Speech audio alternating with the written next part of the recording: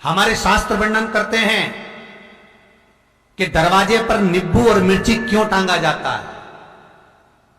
दुकान के बाहर, घर के बाहर नींबू मिर्ची क्यों टांगते हैं? क्योंकि लक्ष्मी और दरिद्रता, इन दोनों देवियों को भगवान विष्णु का वर है कि ये प्रतिदिन भूमंडल पर विचरण करने के लिए जाएंगी। प्रतिदिन, रोज प्रतिदिन लक्ष्मी और दरिद्रता दोनों भ्रमण के लिए निकलेंगे। और जिसके घर में मिष्ठान रखा होगा, उसके घर में लक्ष्मी मीठा खाने के लिए अंदर प्रवेश कर जाती है। और नींबू और मिर्ची दरवाजे पर इसलिए बांधते हैं कि दरिद्रता हमारे घर में प्रवेश ना करे, वो दरवाजे से खाकर ही चली जाए। दरवाजे से।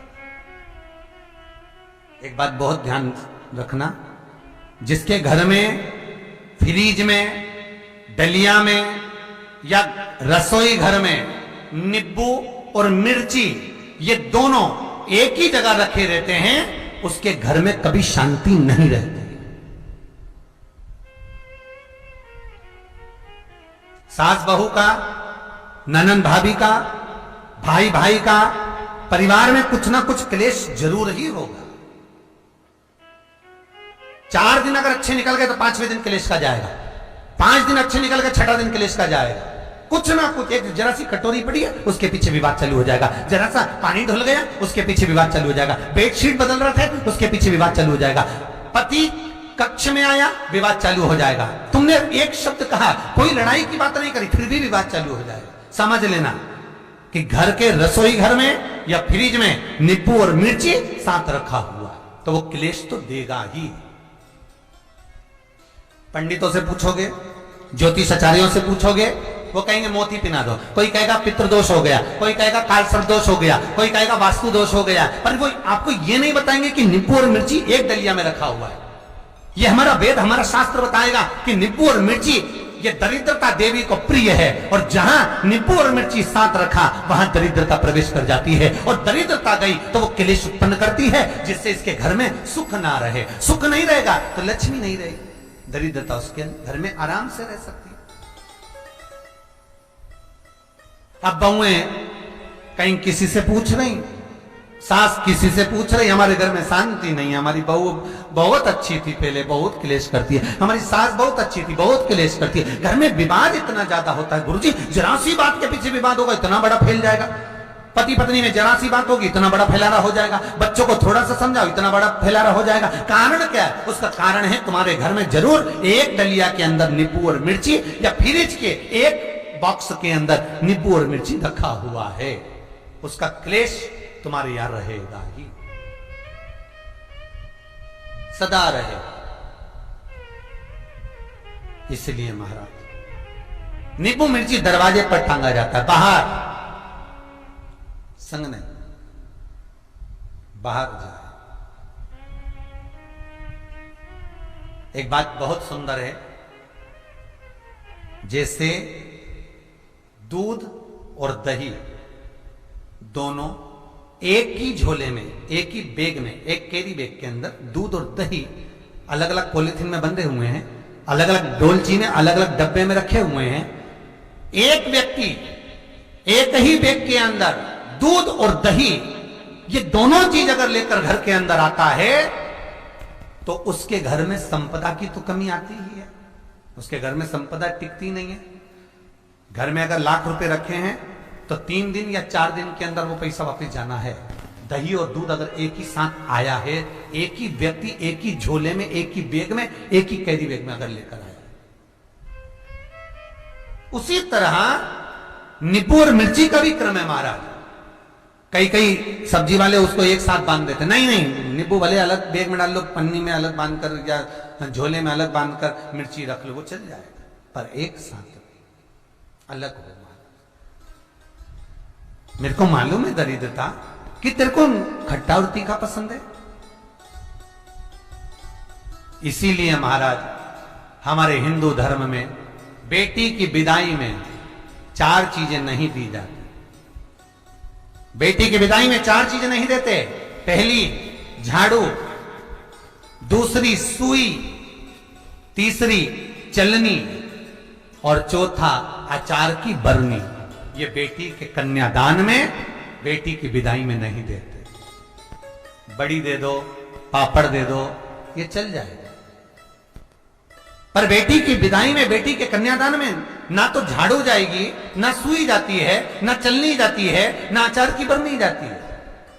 और मेरा निवेदन है, अगर बेटी को तुम्हारे घर का, तुम्हारे हाथ का अचार कितना भी पसंद हो और बेटी के मम्मी बना के दे दे, नहीं, मत देना, क्योंकि बेटी तन, मन और धन, ये 3 चीजों से दुखी रहेगी। अगर माँ ने अचार दे दिया तो बेटी के घर में या तो तन से दुखी रहेगी, या मन से दुखी रहेगी, या धन से दुखी रहेगी। बेटी को ये 3 दुख तो रहेंगे ही। कई लोग तो अपनी बहू से कहते हैं, बेटा तू मायके जा रही, तेरी मम्मी के हाथ का अचार अच्छा लगता है, लिया ना बांध के। अब उनको कौन समझा? तुमने तो कह दिया बांध के लिया ना, पर उसको समझो तो सही, क्यों नहीं लाना है?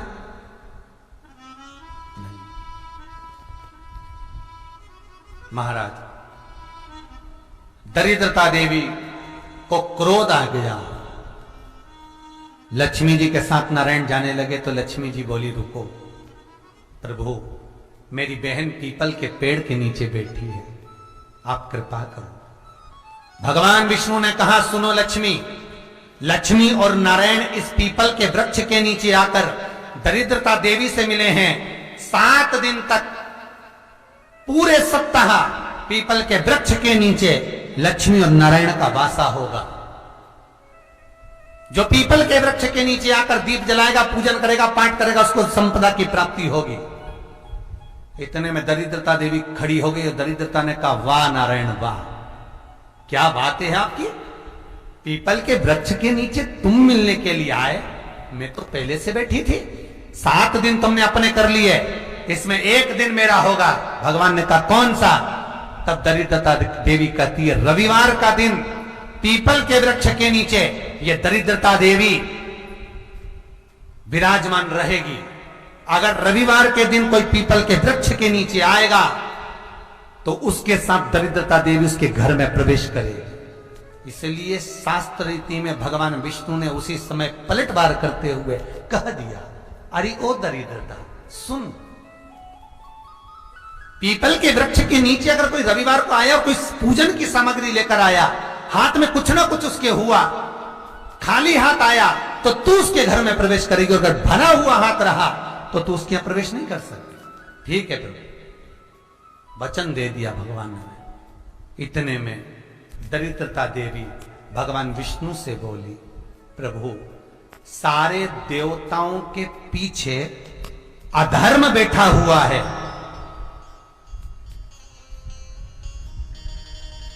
सारे देवताओं के पीछे अधर्म बैठा हुआ है। दुख और दरिद्रता कहां जाकर बैठे हैं, आप स्थान बता दीजिए। आपको अब भी कहा कथा में कि देवताओं के पीछे, देवियों के पीछे, पीठ के भाग में अधर्म का निवास है, आगे धर्म का निवास है। इसलिए मंदिर में अग्रण्य प्रणाम करना चाहिए, आगे की, पीछे नहीं। दरिद्रता देवी कहती है, ये दरिद्रता और दुख कहां जाकर बैठेंगे, आप वर दीजिए। भगवान विष्णु ने कहा, ये भी तेरे लिए है, तू लक्ष्मी की बहन है, मांग ले, तुझे कहां बैठना है, कहां रहना है। दरिद्रता देवी कहती है, जिस घर में स्त्री दोपहर में सोती होगी, उसके घर में दुख और दरिद्रता दोनों जाएंगे। जिनके घर में कांटेदार पेड़े लगे होंगे, पौधे लगे होंगे, उनके घर में दुख और दरिद्रता दोनों जाएंगे। जिनके घर में रात्रि में बासी बर्तन पड़े रहेंगे, उनके घर में दुख और दरिद्रता दोनों जाएंगे। भगवान विष्णु बोले, ठीक है। इतने में दरिद्रता देवी बोली, सारे देवताओं में प्रथम मान्य होने वाले श्री गणेश जी महाराज के पीठ के पीछे कोई नहीं बैठा, अधर्म नहीं बैठा।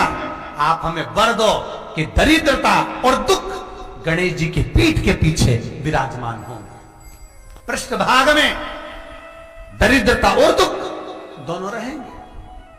वर दो आप।